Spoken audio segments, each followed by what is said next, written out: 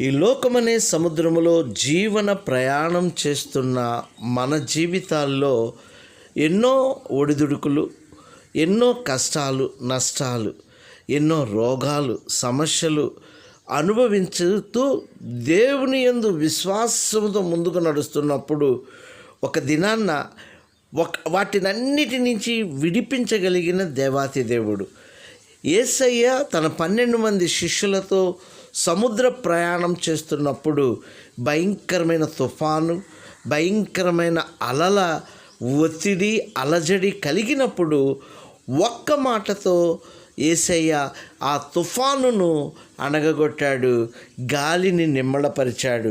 కనుక అక్కడున్న వాతావరణం అంతా మిక్కిలి నిమ్మళం అయిపోయాను.